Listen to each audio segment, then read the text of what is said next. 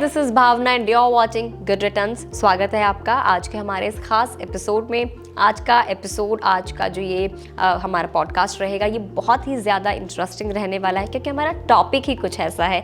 आज का जो टॉपिक है वो हमारा शादियों से जुड़ा हुआ है। तो जो लोग शादी की तैयारी कर रहे हैं, फाइनेंशियल स्टेबिलिटी के बारे में सोच रहे हैं, लाइफ में स्टेबिलिटी के बारे में सोच रहे हैं, क्योंकि इंडिया में ख़ास तौर पर ऐसा माना जाता है कि शादी होना मतलब सेटल डाउन हो जाना लाइफ में। सो उससे बहुत सारी चीज़ें आपकी एक तरीके से आपकी ज़िंदगी का एक नया चैप्टर शुरू हो जाता है। तो ऐसे में न्यूमरोलॉजी का क्या कुछ रोल है, न्यूमरोलॉजी वेडिंग के लिए कैसे इंपॉर्टेंट है, फाइनेंशियल डिसीजंस लेने के लिए कैसे इंपॉर्टेंट है, लाइफ के डिसीजंस के लिए कैसे इंपॉर्टेंट है न्यूमरोलॉजी, वो आज हम इस वीडियो में जाने की कोशिश करेंगे। हमारे साथ बहुत ही खास मेहमान शीतल बाखरे जी, जो कि इंडिया की one of the top numerologist हैं, हमारे साथ जुड़ गई हैं, जो कि हमें बताएंगे कि फाइनेंशियल फ्यूचर को न्यूमरोलॉजी के हिसाब से आफ्टर वेडिंग, पोस्ट वेडिंग किस तरीके से बेहतर बनाया जा सकता है। सो शीतल जी, आपका बहुत बहुत शुक्रिया and welcome to our show. Thank you so much Bhavna. मतलब शादी का टॉपिक क्यों चॉइस किया है, मतलब वो बताओ कि एकदम से सडनली फाइनेंशियली शादी कुछ सीक्रेट तो पक्का होगा भावना के, क्योंकि वेडिंग का सीज़न है और इंडिया में बिग फैट वेडिंग का बहुत ज़्यादा ट्रेंड है। अभी रिसेंटली हम लोगों ने देखा भी है कि इंडिया के रिचेस्ट पर्सन मुकेश अंबानी के बेटे की जब शादी हुई अनंत अंबानी और राधिका मर्चेंट की, तो कितना ज़्यादा खर्चा किया गया है। बहुत सारे प्री वेडिंग के ऊपर कितना ज़्यादा खर्चा किया गया है। वेडिंग को दुनिया की सबसे एक्सपेंसिव वेडिंग बनाया गया है। एंड प्लस जो कि हमारा ये नवंबर दिसंबर का ये टाइम रहता है वो स्पेसिफिकली डेडिकेटेड होता है to the festive seasons and the wedding season. So this is the main reason that we are recording this interview today हमारे वेडिंग सीजन के लिए। सो सबसे पहले हम लोग बात करेंगे wedding dates and numerology. Wedding date and numerology इसीलिए क्योंकि हम जब भी शादी की प्लानिंग करते हैं तो सबसे इम्पॉर्टेंट होता है कि हमारी शादी की डेट क्या होगी, ठीक है। सो न्यूमरोलॉजी के अकॉर्डिंग जब भी हम शादी की डेट को डिसाइड करते हैं, हम लोग पंडित से दिखवाते हैं या जो सारी चीज़ें करते हैं, न्यूमरोलॉजी के हिसाब से वो शादी की डेट क्या इंपॉर्टेंस रखती है किसी भी मैरिज को सक्सेसफुल बनाने के लिए। अभी यहाँ पे दोनों की बर्थ डेट्स देखे जाएंगी, ड्राइवर एंड कंडक्टर्स नंबर्स देखे जाएंगे। गुण तो खैर अभी मिलाना कुछ रहा नहीं है इतना, बट एज पर आपकी बर्थ डेट मैच हो रही है और बर्थ डेट के हिसाब से यहाँ पे क्या होता है ना, आजकल शादी मतलब दो लोग नहीं, फैमिली को भी मिलाना होता है। एग्जैक्टली। तो मेरे यहाँ पे जब आप आते हो कि शीतल मुझे शादी की डेट निकालनी है, ये मेरी लड़की है, तो मैं पेरेंट्स की बर्थ डेट लेती हूँ, लड़की की बर्थ डेट, लड़की की बर्थ डेट, लड़के के पेरेंट्स की बर्थ डेट, उस हिसाब से एक डेट निकल के आती है। अगर एक तारीख, अभी सिंपली हम लोग इन शॉर्ट फटाफट बता देते हैं, जिनकी भी बर्थ डेट 1, 10, 19 या 18 है, कोशिश करिए आप 1 तारीख को ही शादी कर लो, 10 तारीख को ही शादी कर लो, 18 को ही कर लो। तो वो नंबर, पहला वाला नंबर अगर आप प्रेफरेबली फॉलो करते हो एज पर बर्थ, मुहूर्त आप निकाल लीजिए। शादी का मुहूर्त भी डॉट उसी तरीके से होगा ना, तो ये आप लोगों के लिए इजी होगा। मतलब आप भावना को थैंक यू बोल सकते हो कि उसने ये टॉपिक लिया और मैं आज आप लोगों को बता पाई हूँ कि अगर मेरा बर्थ डेट 2 है, 11 है, 29 है या तो फिर 20 है, तो 2 तारीख चॉइस कर लो, सिंपल इज दैट।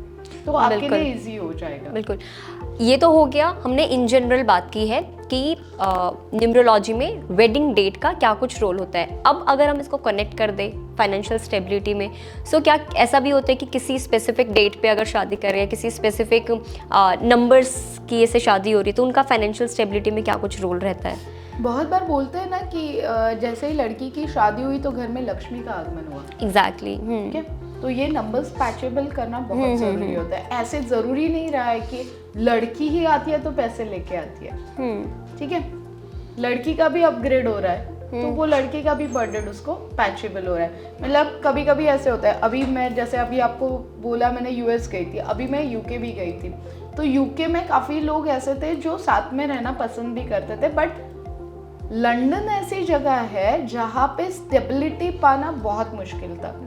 बट काफ़ी सारे लोगों को, जैसे अभी रिसेंटली मैं नाम नहीं लूँगी, बट 2-3 लोगों की शादी हुई, उनका वहाँ पे फ्लैट भी हुआ और वो सेटल भी हो गए, जस्ट बिकॉज कि दोनों के नंबर पैचेबल थे, दोनों की सेविंग सेम हो रहे थे, दोनों के जॉब्स भी प्रॉपर जगह पे थे और सारी चीज़ें पैचेबल होती है। तो ऐसे टाइम पे आपका फाइनेंस आपके एक दूसरे के बर्थ डेट पे बहुत ज़्यादा मैटर करता है। टाइम, बर्थ टाइम बहुत मैटर करता है, नाम का स्पेलिंग, सिग्नेचर बहुत मैटर करता है। शादी के टाइम पे बहुत सारे लोग भावना नाम चेंज करते हैं, ठीक है। exactly. जैसे अभी आप भावना गुप्ता हो और शादी के बाद आपका सरनेम चेंज होने वाला है, तो हस्बैंड के नाम पे भी काफ़ी सारी चीज़ें मैटर करती है कि आपको सूटेबल है। तो दैट इज़ ऑल्सो अगेन हम लोग यही बोलेंगे कि सबका अपने ऊपर डिपेंड होता है कि आपको चेंज करना है। बट अगर चेंज करना है तो शादी का जो इनविटेशन कार्ड आपने दिया है उसी में अगर वो प्रॉपर स्पेल हो तो आपकी शादी का टिकने का और आपका फाइनेंस बढ़ने का ब्राइट चांसेस हो जाता है। यानी कि बहुत सारी ऐसी चीज़ें हैं, बहुत छोटी छोटी चीज़ें हैं जिन पर हम लोग ध्यान नहीं देते हैं, लेकिन छोटी छोटी चीज़ें हैं जो आपकी एक हेल्दी एंड वेल्दी लाइफ के लिए पोस्ट वेडिंग बहुत इम्पैक्ट करती हैं। सो मेजरली अगर हम लोग देखें कौन सी ऐसी डेट है, क्योंकि जब भी शादियों का सीज़न शुरू होता है सो कुछ डेट्स होती हैं जो ऑलमोस्ट हर कपल को मिलती हैं। जैसे कि 3 से 4 कपल्स हैं जिनकी शादी होने वाली है, सो उनकी सेम डेट्स आ जाती हैं, 12, 29, 15, वो सेम कुछ डेट्स होती हैं। सो क्या ये डेट्स भी कुछ मैटर रखती हैं फाइनेंशियल स्टेबिलिटी के लिए और एक हैप्पीली मैरिड लाइफ के लिए? ऑफ कोर्स मैटर करती है। अगर उसमें भी आपका नसीब बहुत मैटर करता है। मतलब जैसे बोलते हैं ना कि एक ही टाइम पे 4 बच्चे पैदा हो रहे हैं, हाँ, तो चारों के नसीब अलग है। exactly. या फिर आप ये भी देख लो जिन घर में ट्विंस पैदा होते हैं और एक 2 मिनट का फर्क होता है, बट एक हेल्दी होता है, एक नॉन हेल्दी होता है। तो उसी तरीके से होता है। आपका लोकेशन बहुत मैटर करता है, आपके शादी की डेट, आपके शादी के कपड़े, आपके शादी में पहने हुए गहने और आपका वेडिंग कार्ड भी बहुत मैटर करता है। और आने वाले दिनों में देखिए नज़र भी लगती है तो फाइनेंस वहाँ पे भी बहुत मैटर करता है। सारी चीज़ें मैटर करती है। चलिए अब बढ़ते हैं। अब हम लोग बात करेंगे फाइनेंशियल कंपैटिबिलिटी के ऊपर। फाइनेंशियल कंपैटिबिलिटी इसलिए बिकॉज जैसा हम लोग लव मैरिज और अरेंज मैरिज का डिस्कशन कर रहे थे, सो यूजुअली क्या होता है कि लव मैरिज हो या अरेंज मैरिज हो, बहुत सारे कपल्स ऐसे होते हैं जो अपनी फाइनेंशियल चीज़ों के ऊपर बात नहीं करते क्योंकि वो सोचते हैं कि शायद वो कंफर्टेबल नहीं है। मे बी ये एक रीज़न हो सकता है। वो बजट के ऊपर बात नहीं करते हैं। वो बहुत सारे जैसे कि किसी के ऊपर लोन है तो लोन के ऊपर बात नहीं करेंगे, कोई कर्ज है उसके ऊपर बात नहीं करेंगे। सो जो फाइनेंशियल कंपैटिबिलिटी है ना 2 पर्सन के बीच में, वो होना बहुत ज़्यादा ज़रूरी है। अब इसको हम रिलेट करते हैं न्यूमरोलॉजी से। सो शीतल जी, शादी के वक्त जोड़े की न्यूमरोलॉजी कुंडली कैसे उनकी फाइनेंशियल कंपैटिबिलिटी को दर्शाती है और क्या कुछ ऐसे नंबर्स भी होते हैं, स्पेशल नंबर्स होते हैं जो फाइनेंशियली बहुत ज़्यादा शुभ माने जाते हैं? देखिए पर्टिकुलर कुछ नंबर्स होते हैं जो बहुत अच्छे से इन्वेस्टमेंट पे बिलीव करते हैं। अब वो नहीं रहा है कि गुजरातीज एंड मारवाड़ी सिर्फ गोल्ड या प्रॉपर्टी में इन्वेस्ट करते हैं स्टॉक मार्केट में। अब हर कोई फाइनेंशियली फ्रीडम चाहता है और हर कोई वाइफ भी हाउसवाइफ नहीं चाहता है कि मेरी वाइफ ने कुछ ना कुछ करना ही चाहिए, उसने जॉब करना चाहिए, बिजनेस करना चाहिए, तो दोनों का इनकम सोर्स बढ़ेगा। ये बहुत अच्छी बात भावना ने बताई है कि लड़के के ऊपर लोन है क्या ऑलरेडी, फैमिली का बर्डन कितना है, उन्हें कहाँ पैसे देने की जरूरत पड़ेगी। क्योंकि आजकल फिनेंशियल क्रैशेस होने दीजिए या फिर एक्स्ट्रा मैरिजिकल अफेयर होने दीजिए या सोशल मीडिया इन्फ्लुएंस होने दीजिए, ये 3 चीजें है ना डिवोर्स का कारण बन चुकी है। एग्जैक्टली। जो मैं अभी तक मतलब अगर आप बिलीव नहीं करोगे भावना, 10 केसेस में अगर दिन में लूं तो उसमें से 6 केसेस मेरे पास डिवोर्स केसेस होती है। और पेरेंट्स आके बोलते हैं कि हमने तो लड़की को इतना पैम्पर्ड करके रखा था, अब ये बंदा नहीं रख पा रहा है। तो मैं पेरेंट्स को बोलती हूँ आप थोड़ा सा अलग रहिए, उनको करने दीजिए। आपने उसकी शादी कर ली है, वो रहेगी। फिर लड़के के पेरेंट्स आता है, लड़की हमारी बात ही नहीं सुनती है, वो लड़का उसका ही सुनने लगा है। ये भी एक साइकोलॉजी बहुत मैटर करती है शादी में। अब सिंपल अगर मैं एज अ पेरेंट्स हूँ और मेरे 2 बेटे हैं, एक लड़का एक लड़की है, तो डेफिनेटली मेरा और मेरे बेटे का अटैचमेंट बहुत ज़्यादा है। मैं हमेशा ये साइकोलॉजी सुनाती हूँ कि मेरा और मेरे बेटे का अटैचमेंट बहुत ज़्यादा है। मतलब जैसे वो बॉर्न हुआ है वो हर चीज़ मेरे साथ शेयर कर रहा है और सडनली उसके लाइफ में कोई आ जाती है और वो उसके साथ टाइम स्पेंड करता है, उसके साथ शेयर करता है, उसके साथ घूमता है, खाता है, तो ऑब्वियो मुझे तकलीफ होगी। कहीं ना कहीं मे भी बोल सकते हैं इनसिक्योरिटी बोल दो या फिर एक पॉजिटिवनेस है और वो दूर जाते हुए दिख रही है। ठीक है, तो ये होगा। सारे पेरेंट्स को मैं एक ही चीज बोलती हूँ कि about 40 specially for the ladies, about 40 इतना बिजी रहिए कि वो क्या कर रहा है उसके लाइफ में वो खुश है। पेरेंट्स को क्या चाहिए एटलीस्ट कि मेरा बेटा खुश है मेरे बहू के साथ, या मेरी बेटी खुश है मेरे जमाई के साथ। तो ये कंपैरिजन डेफिनेटली होता है, उससे दूर रहिए। इसमें काफी चीजें मैटर करती है पेरेंट्स की और आपकी बर्थडे। अगर मेरे बेटे का बर्थडे 8 है और मेरा 2 है, तो मेरी कंफर्ट लेवल बहुत अच्छी है, मैं अपने बेटे के लिए खुश हूँ। बट यही अगर मेरा बेटा 5 नंबर का होता तो मैं कहीं तो बहुत ज्यादा इनसिक्योर होती थी। तो अभी आपको ये पहले क्लियर करना है, उसके बाद में आते हैं फाइनेंस। आजकल हुआ है 2 चीजें बहुत जरूरी करनी चाहिए शादी के टाइम पे। सच में वो कहाँ पे जॉब कर रही है या कर रहा है, उसका फाइनेंशियल अपग्रेडेशन हो सकता है, नहीं हो सकता है। अभी क्या जरूरत है, घर लेना है, प्लानिंग करना है, तो अगर आप पहले से करोगे तो इसमें भी नंबर कंफर्टेबिलिटी बहुत ज़रूरी है। हम लोग नहीं बोलेंगे कि कोई नंबर्स बुरे हैं, कोई नंबर्स अच्छे हैं, सारे नंबर्स अच्छे होते हैं, बस उनको कंफर्ट जोन में लेके आने का काम डेफिनेटली मैं आपको करके देती हूँ। एक बार कंफर्ट जोन आपका पैचअप हो गया तो आपकी ग्रोथ कोई नहीं रोक सकता है। दूसरी चीज़ मैं हमेशा बोलती हूँ भावना, ब्लड ग्रुप चेक करना बहुत जरूरी। एग्जैक्टली ब्लड ग्रुप चेक करना है, मतलब अपार्ट फ्रॉम न्यूमरोलॉजी, एस्ट्रोलॉजी, मेरे पास लोग आते हैं।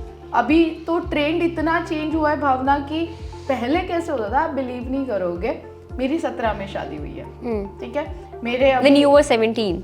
हाँ, ओके, मेरी लव मैरिज थी। काश मुझे पता होता तब नंबर्स का, तो मैं नहीं करती। बट सक्सेसफुली मेरी शादी को आज 27 साल हुआ है, मेरा लड़का 25 इयर्स है और लड़की 24 ईयर है। अब यहाँ पे क्या होता है ना भावना की, एज मैटर बहुत करता है for the pregnancy. Right, very right, ठीक है, फॉर द प्रेगनेंसी। जैसे मैंने बोला 10 में से 6 केसेस मेरे पास डिवोर्स केसेस आती है, उसमें से 3 केसेस हो गए कि बच्चे नहीं हो रहे, बच्चे होने में दिक्कतें हो रही है, मतलब संतान सुख हम लोग जिसे बोलते हैं। फिर हम लोग ताबीज़ रिकमेंड करते हैं। बट मेरा सबसे यही होता है कि अगर आप फाइनेंशियल प्लानिंग कर रहे हो तो साथ में आपको बच्चों का भी प्लानिंग कर लेना चाहिए, क्योंकि डेफिनेटली एज बढ़ता है, बॉडी में चेंजेस होते हैं दोनों के, तो फिर वो दिक्कतें बढ़ती है, फिर प्लैनेटरी डायरेक्शन भी आपको सपोर्ट नहीं करेगी। सो शीतल जी, जो न्यूमरोलॉजी है, क्या वो ये बताने में भी हेल्प करता है कि जिस जोड़े की शादी हो रही है उनके लिए फाइनेंशियल डिसीजंस उनको कैसे लेने हैं according to numerology? Yes, definitely आज पर न्यूमरोलॉजी आपका बर्थ नंबर, अगर आपको प्रॉपर्टी में इन्वेस्ट करवाना चाहता है, गोल्ड में इन्वेस्ट करना चाहता है, स्टॉक मार्केट में इन्वेस्टमेंट करना चाहता है, तो डेफिनेटली आपको नंबर्स हेल्प करते हैं। एज पर दोनों के नंबर्स पैचअप करके हम लोग बोलते हैं कि आप 30% प्रॉपर्टी में डाल दो या 70% गोल्ड में डाल दो, तो नंबर डेफिनेटली हेल्प करते हैं। जैसा आपकी इन सारी बातों से मुझे समझ में आया कि financial compatibility is important, and जो नंबर्स हैं उनका एक दूसरे के साथ वो मैच होना, वो कंपैटिबिलिटी होना फाइनेंशियल की टर्म्स में, वो भी बहुत इंपॉर्टेंट है। सो शीतल जी, ये बताइए कि कौन से ऐसे नंबर्स हैं जिनके मिलन से जो फाइनेंशियल सक्सेस है वो बहुत ज़्यादा मिलती है? अगेन मैं बोलूँगी कि आजकल देख के प्यार तो नहीं होता है, ठीक है, कुंडली कोई लोग आजकल बिलीव नहीं करते हैं। हाँ. अभी रिसेंटली एक केस हुई थी कि डिवोर्स हो गया, उसके बाद में कुंडलीज आई, ओके, एंड दे सेड कि अभी हमें डिवोर्स नहीं चाहिए, हमें इसको हैप्पीली मैरिड कपल बनाना है। तो मेरा पहले सवाल होता है, आपने पहले कहीं दिखाई थी? तो दे सेड नहीं, हमने नहीं दिखाई थी। और जब वो दोनों की कुंडली मेरे सामने आती है तो मुझे दिखता है वहाँ पे सिर्फ 7 गुण मिल रहे हैं। एटलीस्ट शादी के लिए 23 गुण मिलने चाहिए। अभी जाके आप आपकी कुंडली मत देखना, बट एटलीस्ट आपको शादी के लिए 23 गुण मिलने चाहिए। 28 मिलता है तो बहुत अच्छा, और 36 मिलता है तो और कंफर्टेबल। अब आती है नंबर्स की बात, तो यस डेफिनेटली नंबर्स, जैसे कि अभी एक अगेन हम लोग बोलेंगे 1, 10, 19 और 28 के लिए है, तो 1 नंबर ले लो, 3 नंबर ले लो, 7 नंबर ले लो, गुड, 4 नंबर भी चलेगा, ठीक है। बट अगर 2, 20 और 11 है और 29 है, 2, 11, 20 एंड 29 है, तो 5 अवॉइड कर लो, 4 अवॉइड कर लो, 8 अवॉइड कर लो, ये बाकी सब नंबर चलेंगे। जिनकी भी बर्थडे है 3, 12, 21 और 31, डेफिनेटली 2 नंबर अवॉइड कर लो, 4 नंबर अवॉइड कर लो, 6 नंबर अवॉइड कर लो। अब आते हैं जिनकी भी बर्थडे 4 है, तो उनके लिए मैं बस एक ही नंबर बोलूँगी, 6 नंबर अवॉइड कर लो। अब आप बोलोगे कि 4, 13 और 22 और 31, 6 नंबर आप अवॉइड करने के लिए बोल रहे हो, क्योंकि 6 number one of the best number जो वीनस का है। बट अगर आप देखोगे कोविड के टाइम पे हमारा टोटल था 4, और चाइना का टोटल था 6। कहाँ से आया कोविड? सो इसीलिए 4 नंबर वालों को तो हम लोग बोलते हैं कि 24 नंबर भी मत यूज़ करिए और डेफिनेटली 6 नंबर से दूर रहिए, आपके सारे काम ठीक से होंगे। 5 नंबर वालों पे आते हैं जिनकी भी बर्थ डेट 5, 14 एंड 23 है। भावना, इनके पहले 2-3 ब्रेकअप तो हो चुके हैं, अब ये शादी करेंगे, बट शादी के बाद भी एक्स्ट्रा मैरिजिकल अफेयर्स के ब्राइट चांसेस होते हैं। तो 5 नंबर के लिए 2 नंबर अवॉइड कर लो, 8 नंबर अवॉइड कर लो, 3 one of the good, 6 good, 9 good, 1 good. अब आते हैं नंबर 6 पे। 6 वालों के लिए 6, 15 एंड 24 4 नंबर अवॉइड कर लो। जैसे 4 के लिए हमने 6 बोला था, हाँ, तो 6 वाले 4 को अवॉइड कर लो। राइट। कोशिश करिए 7 नंबर वाले 7, 25 एंड 60 ना बड़े इमोशनल होते हैं, आप दिल से सोचते हो, तो इनका पार्टनर ना, क्योंकि कभी कभी ऐसे मिलता है कि कोई कदर ही नहीं होती है, मतलब ये बड़े रोमांटिक होते हैं, ये बड़े हम लोग सिंपल लैंग्वेज में बोलेंगे तो इन्हें अच्छी जगह पे जाना घूमना पसंद है, और इनका पार्टनर ऐसे मिलता है कि इन्हें कुछ पसंद ही नहीं है, मतलब लाइक, तो ऐसे पार्टनर सिमिलर आपके बर्थ डेट के हिसाब से 2, 4, 7 वाला आप ढूंढोगे तो आपके लिए गुड। बाकी नंबर्स तो खैर जो भी नंबर आएगा शीतल बाकरे है आपको हेल्प कर लेगी। ओके, अब 8 नंबर वालों से बात करते हैं। 8 नंबर वाले ना हमेशा 8, 17 एंड 26 वाले जो है अकेले रहना पसंद करते हैं, जल्दी से ओपन नहीं होंगे। लाइव एग्जांपल है हमारे पास, जल्दी से ओपन नहीं होंगे, तो इसको हम लोग प्रेफरेबली सलाह देंगे कि ओपन अप होइए, बात करिए, शेयर करिए। आप केयरिंग बहुत हो बट आप दिखाते नहीं हो, तो एटलीस्ट आप केयर दिखाना शुरू करिए। आपके लिए 1, 3, 5 नंबर इज गुड, अवॉइड कर लीजिए। खुद का नंबर 8 और 4 अगर अवॉइड कर सकते हो तो it's good for you. Overall अगर आप देखोगे तो शादी भी ऐसे डेट पे करिए जिसका टोटल 3 और 6 आए, तो 15 आती है 8 नंबर वालों के लिए गुड, अवॉइड कर लीजिए 8 तारीख पे शादी करना, कोई भी नंबर हो 8 तारीख पे 17 या 26 पे शादी करना अवॉइड कर लीजिए, नहीं तो मोदी जी जैसे अकेले रहना पड़ेगा। अब आते हैं नंबर 9 पर 18 एंड 27।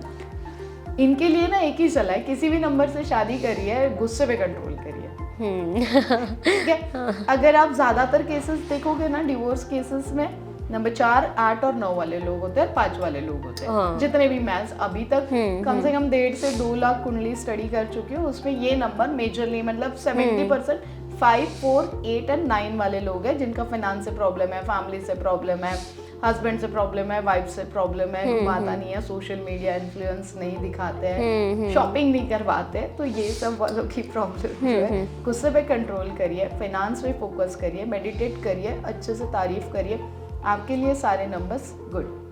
बिल्कुल, शॉपिंग की आप बात कर रहे हैं, सो बजट एंड हमारा फाइनेंशियल प्लानिंग न्यूमरोलॉजी के अकॉर्डिंग, इस पर हम लोग बात करेंगे। तो शादी की जब भी प्लानिंग करते हैं, सो कपल्स को अपने बजट के बारे में न्यूमरोलॉजी से क्या कुछ गाइडेंस मिल सकती है? देखिए, न्यूमरोलॉजी के हिसाब से और स्टॉक मार्केट के हिसाब से अगर फाइनेंस की बात करो ना, तो आपके 5 जार कर लो, ठीक है। शादी का खर्चा अगर आपने एक अप्रोक्सीमेटली एक फिगर ले लेते हैं हम लोग, 1 लाख रुपीस रखा है, ठीक है। मेरे पेरेंट्स ने मेरी शादी के लिए 1 लाख रुपए रखा है। अब पेरेंट्स के कैलकुलेशंस बड़े अलग होते हैं, खाने का अलग होता है, डेकोरेशन का अलग होता है, अपने यहाँ पे स्पेशली इनविटेशंस और लोगों के नखरे अलग होते हैं, वो अलग आपको रखना पड़ता है।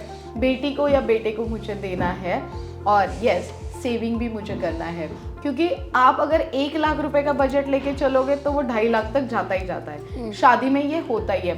तो अगर आप पहले से प्रॉपर प्लानिंग कर लोगे और जहाँ पे 20,000 रुपये लग रहे हैं वहाँ पे मैं बोलती हूँ 13,000 या 14,000 कर लो, तो एंड ऑफ द एक्सपेंसेस जो आते हैं वो 20,000 आपके पास एक्स्ट्रा रहेंगे ही रहेंगे। तो इस काइंड ऑफ कैलकुलेशंस करोगे आप तो डेफिनेटली यहाँ पे अच्छा ही रहेगा।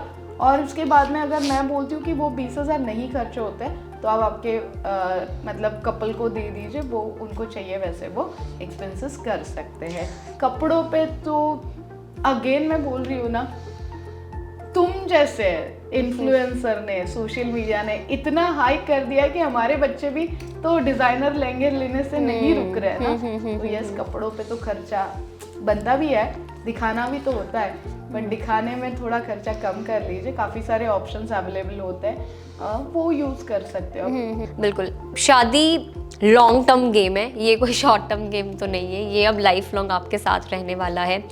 इसी तरीके से शादी में लॉन्ग टर्म फाइनेंशियल चीज़ें सही तरीके से होनी वो भी एक बहुत इंपॉर्टेंट होते हैं कि फाइनेंशियल सक्सेस लॉन्ग टर्म में रहना इज़ वेरी इंपॉर्टेंट।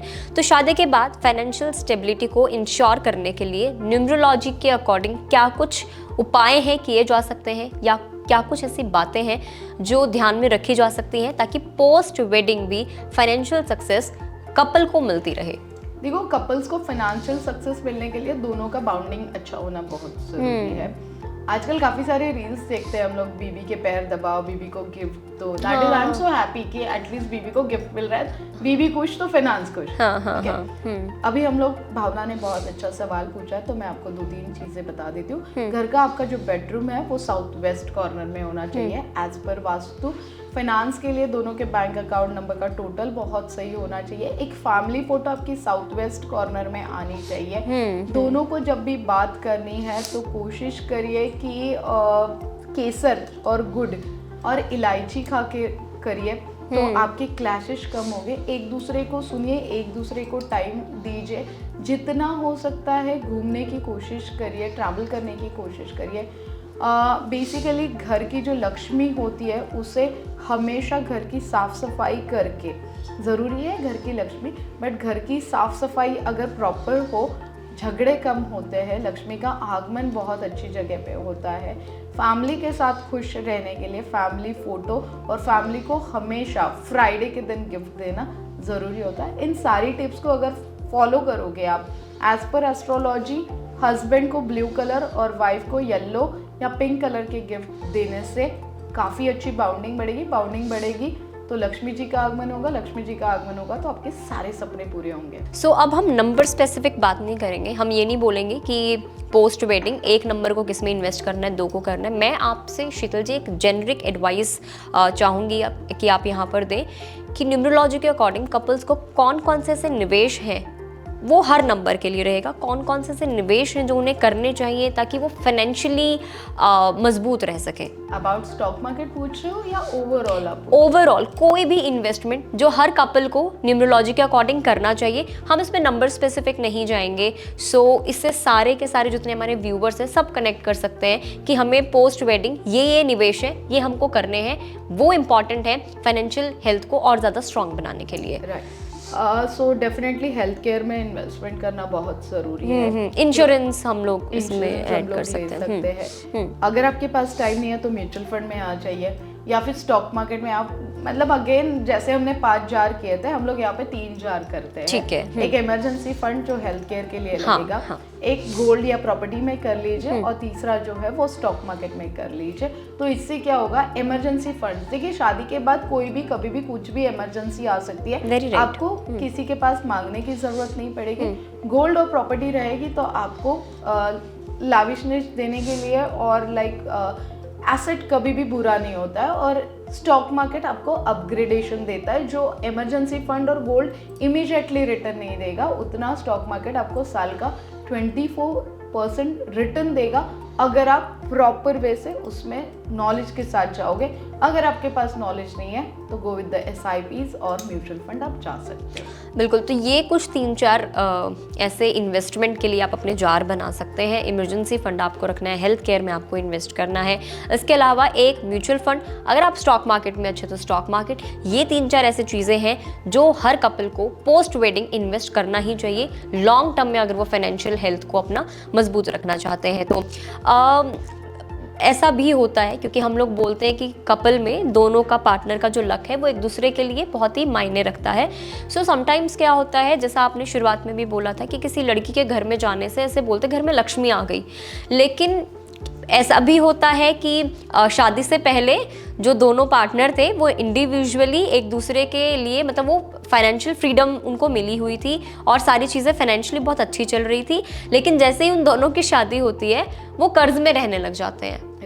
सो क्या कुछ ऐसे स्पेसिफिक नंबर्स भी हैं जिनका अगर मेल हो जाता है तो उनके ऊपर डेट होने के चांसेस बढ़ जाते हैं या फिर फाइनेंशियली चीज़ें उनके लिए अनफेवरेबल हो जाती हैं? और अगर इस तरीके की सिचुएशन आती है, डेट वाली सिचुएशन आती है, तो ऐसे में अकॉर्डिंग टू न्यूमरोलॉजी कौन से ऐसे उपाय हैं जो किए जा सकते हैं डेट, लोन्स और इन सारी चीज़ों को अवॉइड करने के लिए? परफेक्टली। डेप्थ आजकल तो बहुत कॉमन हो गया है, मतलब लाइक घर लेना है, गाड़ी लेना है, एक दूसरे को खुश करना है, पर्सनल लोन की तो इतनी बातें हो जाती है, तो डेप्थ तो डेफिनेटली बढ़ना शुरू हो जाता है। इसीलिए नंबर्स बहुत मैटर करते हैं। हम लोग नहीं बोल सकते कि कोई नंबर्स बुरे हैं, बट हाँ कोई नंबर्स की कंफर्टेबिलिटी बोलो या पैचअप बोलो नहीं अच्छा होता है, जिससे काफ़ी सारी चीज़ें बिगड़ना शुरू होती है। होता है, ये डेफिनेटली होता है। होने के लिए कुछ चीज़ें मजबूर की जाती है, कुछ चीज़ें मजबूरी में हो जाती है, कुछ चीज़ें प्लानिटरी डायरेक्शंस भी मैटर करती है। तो ये सोचना बंद कर दीजिए कि ऐसे हुआ है। हम लोग इसके ऊपर प्रोटेक्शंस लेते हैं, हम लोग इसके ऊपर, अगर आप मुझे बोलोगे तो हम लोग इसके ऊपर इमीडिएटली रिलेशनशिप बाउंडिंग का ताबीज़ बना के देते हैं, प्रेगनेंसी का ताबीज़ बना के देते हैं, और रिलेशनशिप के साथ फाइनेंशियल और अपॉर्चुनिटीज़ का ताबीज़ बना के देते हैं, जो आपको हेल्प करता है। उसके बाद में अगर आप जाओगे तो सिंपल एक बुक मैंने भावना लिखा है, आनंदी जीवनाची गुरुकिल्ली, जिसमें सुखी रहने के लिए बहुत सारी टिप्स है। ये इंग्लिश और गुजराती में अवेलेबल है। अगर आपको राशि के हिसाब से पैचअप चाहिए तो आपको काफ़ी सारी चीज़ें राशि रहस्य में मिलेगी, जिसमें आपको 72 प्रॉब्लम्स पे सोल्यूशन है। इसमें सबसे मेजर सोल्यूशन है शादी के बारे में और नंबर की कंफर्टेबिलिटी जाननी है, अपॉर्चुनिटीज़ के बारे में जानना है, एक दूसरे के बारे में जानना है। तो अवसर को हाथ से ना जाने दो। इस बुक में हमने काफ़ी सारी चीज़ें लिखी है। सो सिंपल है, आपको आपकी रिलेशनशिप हमेशा अच्छे से रखनी है। नज़र लगती है, बाउंडिंग खराब होती है और फाइनेंस खराब होता है, ये नंबर्स के पैचअप हम लोग करेंगे। अगर अभी आपको लग रहा है तो डोंट वरी, शीतल बाकरे आपको ऑलवेज हेल्प करने के लिए रेडी है। एक और चीज़ जो मैंने रिपीटेड वे में आपके मुंह से भी कई बार सुनी है कि हमारा जो भी अकाउंट है, हमारा जो मोबाइल नंबर है, और ये सारी चीज़ें मैटर करती हैं हमें फाइनेंशियली सिक्योर कराने में, हमें फाइनेंशियली फ्रीडम देने में, फाइनेंशियली सक्सेस देने में। सो जब एक लड़का लड़की एक दूसरे के साथ जुड़ जाते हैं, पार्टनर्स बन जाते हैं, सो अगर वो जॉइंट अकाउंट खुलवाना चाहते हैं, घर वो ख़रीदना चाहते हैं, सो इस टाइम पे कौन से अकाउंट का जो नंबर है आप जोड़ के हिसाब से अगर आप बताएं, या फिर मोबाइल का कौन सा ऐसा नंबर है जिनका टोटल वो बनता है जो उनके समृद्ध लाइफ के लिए, जो उनकी फाइनेंशियल फ्रीडम वाली लाइफ के लिए, सक्सेस लाइफ के लिए वो मैटर करती है, वो इम्पॉर्टेंट होती है। सिंपल है, अगर आप मुझे पूछोगे मेरा नंबर यहाँ पे शायद कहीं होगा लिखा हुआ, हाँ 9422705755, ठीक है, यूनिवर्सल नंबर है, मतलब मेरा काफ़ी पुराना नंबर है। हाँ। सो इसका टोटल जो है ना एक नंबर पे आ रहा है। ओके, ठीक है, so I am here only today, आपके साथ मैं हूँ, सो आई एम नंबर 1। आप मुझे आपके मोबाइल को कंबाइन करते हैं, टोटल करते हैं, तो दैट इज नंबर 1। आपका पूरे नंबर का टोटल कर लीजिए, आपके बर्थडे का टोटल कर लीजिए। अभी जैसे अभी मेरा बर्थडे है 11/06/1978, तो इसका मैंने पूरा टोटल किया तो मेरा बर्थडे का ड्राइवर नंबर आ रहा है 2 और मेरा कंडक्टर नंबर आ रहा है 6। ओके, ठीक है, तो इन सबको पैचअप करने के लिए, कॉम्बिनेशन में लाने के लिए मैं नंबर 1 पे जाना चाहती हूँ। मुझे इमोशंस पे भी कंट्रोल चाहिए और मुझे पैसे भी चाहिए, मुझे गलत डिसीजंस भी नहीं चाहिए। हाँ। तो मैं नंबर 1 पे लेके आई हूँ। अब अगर आपको जॉइंट अकाउंट खोलना है, ये जॉइंट अकाउंट का इसने शादी के लिए बात की है, बट मैं आपको बताऊंगी कि काफ़ी सारे लोग बिजनेस पार्टनरशिप भी करते हैं। हाँ, ठीक है, तो बिजनेस पार्टनरशिप के लिए भी bank account number, driver, conductor, और आपको एग्जैक्टली चाहिए क्या उसके ऊपर बैंक अकाउंट नंबर। अभी शादी के बाद बहुत सारे लोग खुद का वास्तु बनाते हैं, तो वो वास्तु का नंबर भी बहुत मैटर करता है। कौन से फ्लोर पे ले रहे हो वो भी बहुत मैटर करता है। अभी रिसेंटली मैं सिंगापुर गई थी, वहाँ पे मैंने 13 नंबर का फ्लैट ही नहीं रखा, फ्लोर ही नहीं रखा। हाँ, 13 वैसे भी कुछ सिग्निफिकेंस रहता है। अब देखो काफी सारे फ्लाइट्स में भी 13 नंबर नहीं रहता, 13 नंबर नहीं रहता है। सो दैट इज कॉल्ड कि उस नंबर को हम लोग स्किप करके आपको हेल्प करते हैं कि कौन सा नंबर आपके लिए बेटर रहेगा। तो यस, नंबर मैटर करता है, वास्तु में मैटर करता है।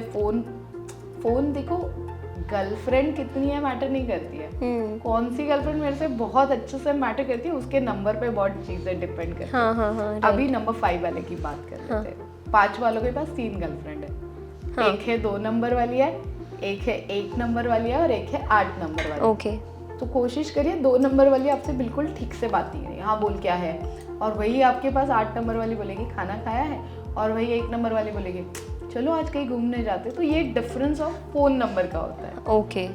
सो दैट इज सिंपल कॉल्ड कि phone number, bank account number matter करते हैं। ये बहुत सारी चीज़ें हैं जो आपका मोबाइल नंबर, आपका बैंक अकाउंट नंबर, आप जॉइंट अकाउंट खुलवा रहे हैं, चाहे वो बिजनेस के लिहाज से खुलवा रहे हैं या post wedding couples joint account खुलवा रहे हैं, वास्तु का नंबर जो होता है, ये सारी चीज़ें बहुत ज़्यादा मैटर करती हैं।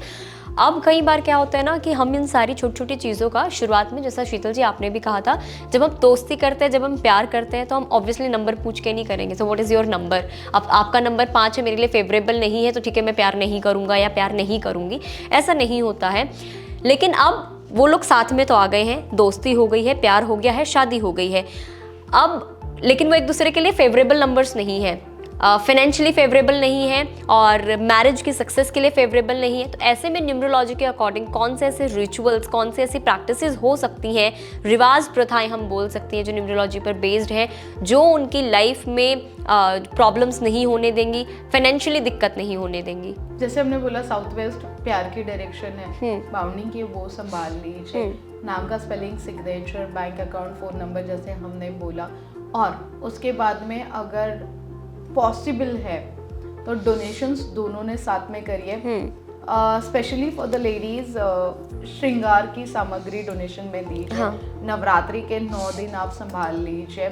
और जहाँ पे भी पॉसिबल है, जैसे सिंपल से हमारे घर के सर्वेंट होते हैं, उनके साथ भी ज़रूरतमंद चीज़ों का आप दे सकते हो डोनेशन। अब आते हैं जेंट्स की बात करते हैं। अगर हस्बैंड को डोनेशन करना है तो यस, हस्बैंड ने ऐसी चीज़ें डोनेशन करनी चाहिए जिससे अभी कभी कभी अनाथ आश्रम होते हैं, कभी कभी कोई बच्चे पढ़ाई नहीं कर पाते हैं, ऐसी चीज़ों पे ब्लाइंड लोगों के साथ अगर आप डोनेशन करते हो तो आपकी फिनेंशियल भी ग्रोथ होगी और आपका रिलेशनशिप बाउंडिंग भी अच्छा होगा। तो न्यूमरोलॉजिकली छोड़ दो, बट प्लानिटरी डायरेक्शन में अगर आपको कुछ चीज़ें अवॉइड करनी है तो डोनेशन बहुत मैटर करता है। काइंड ऑफ आपके बर्थडे के हिसाब से Monday, Tuesday, Wednesday, Thursday, Friday, Saturday, Sunday तक आपने कौन सा डोनेशन करना चाहिए, ये बहुत ज़रूरी होता है। बिल्कुल। तो अब हम लेते हैं अपना आखिरी सवाल। हम लोग शादी और इन सारी चीज़ों की बात कर रहे हैं। सो हमने शुरुआत में भी एक बात कही थी कि हम लोग जो बिग फैट वेडिंग का इंडिया में क्रेज़ है, रिसेंटली आप सब लोगों ने 2024 में बात कर ले तो आपने अंबानी के बेटे की वेडिंग देखी है, जहाँ पर बहुत बहुत खर्चा हुआ, दुनिया की एक्सपेंसिव वेडिंग उसको बनाया गया है। सो अब हम ये जानेंगे, और ये इसलिए इम्पॉर्टेंट है हम क्योंकि एपिसोड की एंडिंग कर रहे हैं। सो जाते जाते अच्छी टिप आपको मिल जाएगी। जब हम शादी के खर्चे करते हैं, अब हर कोई अंबानी तो नहीं होता है शीतल जी कि बेहिसाब खर्चा लुटा दे, ठीक है। सो न्यूमरोलॉजी के अकॉर्डिंग जब भी शादी के खर्चे होते हैं, कौन से सावधानियां हैं जो बरतनी चाहिए ताकि फ्यूचर में किसी भी तरीके की कोई भी कठिनाई सामने ना आए? लोन फ्री शादी करना पसंद करें। Loan free, that is very very important. क्योंकि लोन लेके मतलब शादी के लिए लोगों को दिखाने के लिए लोन लोगे और बाद में उसके मतलब अननेसेसरी इंटरेस्ट भरते रहोगे तो घर में क्लैशेस होने ही होंगे। सो वो कोशिश करिए लोन फ्री शादी होने के लिए, प्रॉपर डेट पे शादी करिए, अवॉइड कर लीजिए अननेसेसरी खर्चे, सेविंग पे ज़्यादा फोकस करिए क्योंकि शादी के बाद सेविंग ही आपको काम आने वाली है। सो दैट इज सिंपल वे।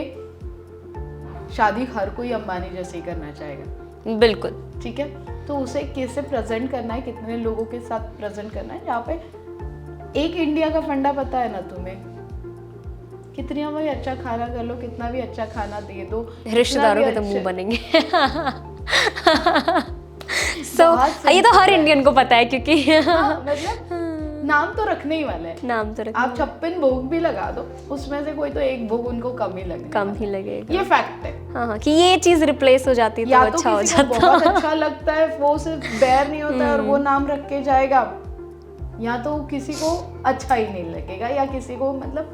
तो ये सारी चीज़ें छोड़ दो, मैं तो बोलती हूँ फोकस करो अपने करियर पे, पैसे कमाओ और घूमो फिरो, ऐश करो और खुद 56 भोग खाने की तैयारी करो। अननेसेसरी खर्चे की आपने बात करी है, लेके मत करो। हाँ। लोगों से उधार लेके लोगों को दिखावा करने की कोशिश ना ही करो तो ज़्यादा बेटर। अननेसेसरी खर्चे में आजकल मुझे इसी से एक सवाल याद आ गया कि एक ट्रेंड चला हुआ है कि लड़का लड़की क्या करते हैं अननेसेसरी खर्चों को अवॉइड करने के लिए। बिकॉज बहुत सारे लोग ऐसे भी हैं जिनको होता है कि हम तो 5 लाख का डिज़ाइनर लहंगा लेंगे, हम तो 5 लाख की वैसी डिज़ाइनर शेरवानी ही लेंगे, लेकिन वहाँ पे बहुत सारे लोग ऐसे भी होते हैं जो इंगेजमेंट के कपड़े शादी के कपड़े वो रेंट करते हैं। परफेक्ट। ऐसे बहुत सारे बिजनेसेस भी हैं, इवन आप देखेंगे इवन दिल्ली में ही बहुत सारे ऐसे आउटलेट्स हैं जो सिर्फ और सिर्फ किराए पे कपड़े देते हैं, ब्राइडल एंड वो इंगेजमेंट पर्पस के लिए देते हैं। सो न्यूमरोलॉजी के अकॉर्डिंग आप कितना सही मानते हैं इस तरीके से रेंट पे शादी के, इंगेजमेंट के ये सारे कपड़े लेना?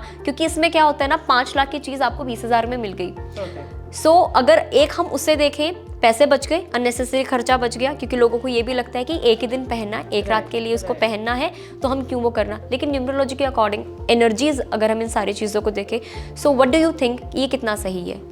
इसका जवाब देना मेरे लिए थोड़ा डिफिकल्ट है, क्योंकि एनर्जीज की आपने यहाँ पे बात की है। अब आप जहाँ से खरीद रहे हो वो उसे कैसे कस्टमाइज करके रख रहे हैं वो बहुत मैटर कर रहा है। यहाँ पे मैं सिंपल सी टिप्स आपको दे देती हूँ भावना, कि कलर्स बहुत मैटर करते हैं न्यूमरोलॉजिकली। एनर्जीज तो मैं सजेस्ट नहीं करूँगी। देखो अगेन यहाँ पे फाइनेंस की बात आ जाती है, आपके पास नहीं, आपको रेंट आउट करना है और आपको पैसे बचाना है तो दैट इज ओके। हाँ ठीक है, बस एक छोटा सा काम कर लीजिए, उसके ऊपर है ना थोड़ा सा चमेली का तेल का स्प्रे कर दीजिए। ओके ठीक है, तो इससे चमेली के तेल का थोड़ा उसमें ऑयल डाल दीजिए, स्प्रे कर दीजिए। चमेली के तेल में थोड़ा सा पानी का स्प्रे कर लीजिए और उसे कपड़ों पे मार लीजिए, तो उसकी जो एनर्जी थी सराउंडिंग, निगेटिव जो भी एनर्जी थी वो निकल जाएगी, एक पॉजिटिविटी आ जाएगी और यस डेफिनेटली आपके पैसे भी बच जाएंगे। गुड सवाल। हाँ, सो इसमें आपके 2 फायदे हो जाएंगे। एक तो आपने 5 लाख का जो लहंगा है या फिर 5 लाख की शेरवानी है वो आपको 20,000 में मिल गई। और दूसरा ये है, क्योंकि अगर हम एनर्जी वाइज देखें, मैंने बहुत सारे ऐसे पढ़ा भी है इसके बारे में, एनर्जी वाइज देखें तो हम ऐसा मानते हैं कि उस टाइम पे ब्राइड एंड ग्रूम की एनर्जी बहुत ज़्यादा वीक होती है जब उनकी शादी का टाइम पास में आ जाता है। तो ऐसे में नेगेटिव एनर्जी से बचने के लिए आप ये रेमेडी भी कर सकते हैं। अगर if you are planning rent करने के लिए, इस रेमेडी के साथ आप रेंट का भी प्लान कर सकते हैं, दोनों चीज़ें आपके एक साथ हो जाएंगी। Thank you so much Sheetal ji. Wedding का सीज़न है और जितने भी कपल्स की शादी होने वाली इस वेडिंग सीजन में, उन सबको हम दोनों की तरफ से बहुत बहुत शुभकामनाएं। और इन सारी चीज़ों का अगर आप ध्यान रखेंगे, क्योंकि शादी आपकी लाइफ का एक नया चैप्टर है, बहुत सारी चीज़ें बदल जाएंगी। सबसे ज़्यादा ज़रूरी ये भी होता है, क्योंकि अगर हम डिवोर्स के भी केसेस देखेंगे, सो 60% के अराउंड केसेस ऐसे हैं जो फाइनेंशियल चीज़ों की वजह से बिगड़ जाते हैं। कि लड़के ने पहले प्रॉमिस किया था कि मैं ये करके दूंगा, वो करके दूंगा, लेकिन बाद में पता चलता है इसके पास फाइनेंशियली कुछ चीज़ें हैं ही नहीं, प्लानिंग ही नहीं है। घर लेने का वादा किया था कि 2 साल में एक बड़ा सा बंगलो लेके दे दूंगा, लेकिन फाइनेंशियली चीज़ें हो नहीं पाई हैं बिकॉज उन्होंने फाइनेंशियली चीज़ों के ऊपर कभी ठीक से बात ही नहीं करी है। सो वो कंपैटिबिलिटी होना is very very important. Thank you so much Sheetal ji, आप हमेशा इतनी यूजफुल इन्फॉर्मेशन हमारे व्यूवर्स के साथ शेयर करते हैं। और अगर आप लोग इस वीडियो को फेसबुक पर देख रहे हैं तो फेसबुक पेज को लाइक करें। नेक्स्ट टॉपिक हम लोग क्या ले सकते हैं न्यूमरोलॉजी और फाइनेंसेस को कनेक्ट करके, वो आप हमें कॉमेंट सेक्शन में ज़रूर बताएं। YouTube पर अगर आपने अभी तक गुड रिटर्न्स को सब्सक्राइब नहीं किया है तो जल्दी से जाकर सब्सक्राइब कर लीजिए। Thank you for watching us.